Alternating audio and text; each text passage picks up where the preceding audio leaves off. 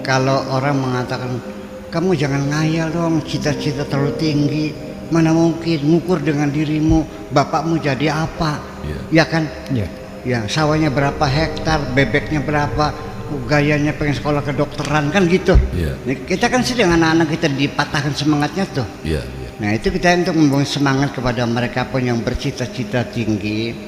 Percayakan bahwa di dunia ini tidak ada yang mustahil terjadi. Yang penting kau terus berusaha. Gitu.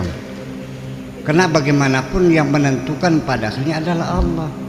Inam amruhu idza arada syai'an an yaqula lahu kun fayakun. Enggak ada urusan.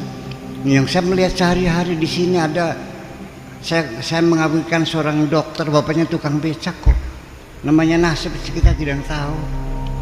Ya kalau menang nyoba dong, ya kan gitu. Nah itu, jadi memang dalam mencapai satu cita-cita, memang idealnya kita mengukur dengan kemampuan kita. Karena bagaimanapun ketika kita menghadapi kegagalan dalam mencapai cita-cita, kan kecewa biasanya, ya kan gitu. Supaya kita jangan kecewa gagal, ya cobalah kita bercita-cita yang sesuai dengan kemampuan kita, ini standar. Tetapi ketika ada orang bercita-cita yang lebih tinggi lagi, juga jangan berputus asa, silakan coba aja dulu. Jangan hiraukan orang yang melemahkan semangatmu itu, karena masyarakat kan tidak semuanya mendukung. Ya, jadi begini, masyarakat ini sebetulnya mereka membencimu itu bukan karena kesalahanmu, karena engkau punya banyak kelebihan sebetulnya. Masyarakatmu membencimu bukan karena kesalahanmu, kejelekanmu, tapi engkau mempunyai banyak kelebihan, punya banyak istimewaan, punya banyak kepintaran. Itu sebenarnya. Ini realita.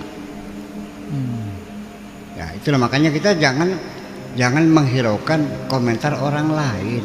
Coba ukur dirimu sendiri. Pendapat orang lain tuh secara formalitas saja kita dengarkan. Oh ya terima kasih atas sarannya gitu. Sampai di belakang kunyuk loh. malah justru kadang-kadang tuh Bu ya kebanyakan tuh yang sering saya rasakan itu justru yang mematahkan semangat itu justru orang yang selama ini dianggap sebagai tokoh gitu Bu ya. Nah ya itulah kenapa seorang tokoh begitu, karena di seorang tokoh juga tidak mau ada orang yang melebihi dirinya. Betul nggak? Nah, itu. Di dunia tidak boleh ada dua matahari, itu biasa diucapkan begitu. Betul nggak? Tidak boleh ada dua matahari, hanya gue yang paling tertinggi di sini, kan gitu. Ya, luar biasa. Ya kan sampai yang paling lucu itu ini kejadian yang kedua kali setelah saya Bu ya. Ada yang suka ngajar anak-anak dan bacaannya saya rasa itu bagus. Bahkan ada muridnya yang sampai bisa menjadi juara provinsi dalam qiraah. Cuma permasalahannya karena dia bukan turunan kiai. Justru malah dihalang-halangi, nggak boleh ngajar di situ karena itu bukan turunan kiai. Seperti saya pada waktu itu dihajar habis-habisan kan karena memang saya merasa bapak saya bukan kiai, kakek saya bukan kiai. Watu nenom. Ya memang seperti itulah, bahwa tetapi kita masyarakat adalah masyarakat, selalu ada di sekitar kita, ya kan, kecuali kalau Anda pergi ke hutan sendirian.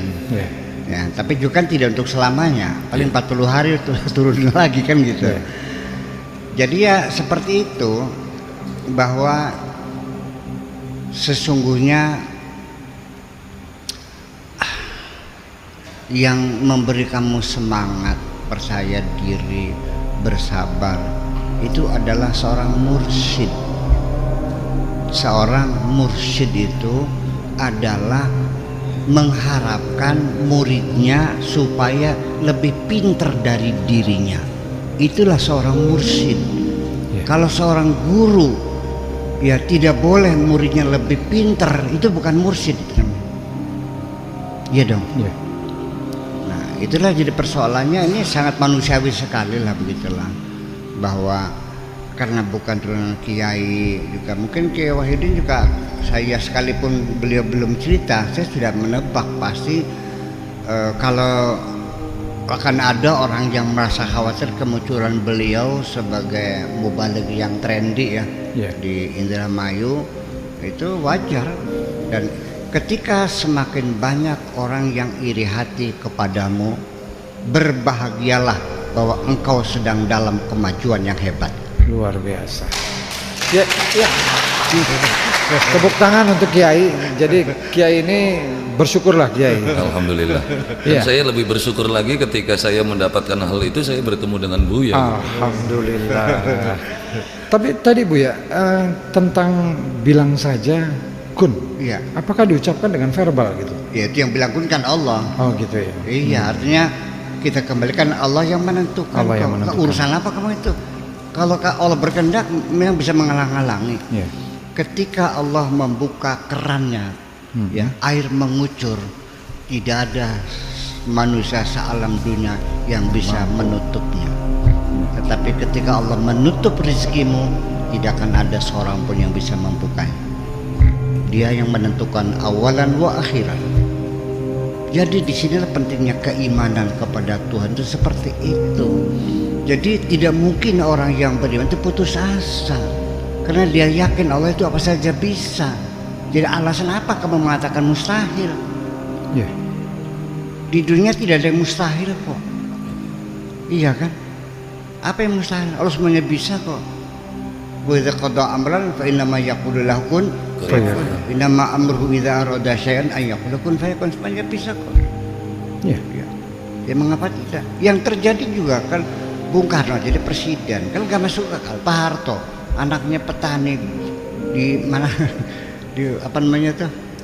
Di Jogja. Iya. Juga enggak. Jokowi waktu kecilnya tinggalnya di tanggul sungai. Ya. Jadi presiden. Sehari-hari kamu melihat sesuatu yang luar biasa. Masa beli nggak yakin juga? Kamu juga bisa jadi presiden. Kenapa enggak? Ya. Ya kan Ya, begitu. kalau Allah berkehendak seperti itu, Makanya kita tidak? serahkan kepada kehendak Allah, bukan kehendakmu, bukan kehendak masyarakat. Ya. Masyarakat mau mendukung silakan, enggak silakan. Saya punya tujuan, kita hanya bergantung pada Allah. Allah apa saja bisa, selesai. Ya. Itulah makanya orang perlu akidah, perlu keyakinan, perlu keimanan semacam itu. Kalau enggak goyang orang. Iya, orang ngomong gini pengaruh lagi, ngomong pengaruh lagi. Akhirnya namanya leab-leop.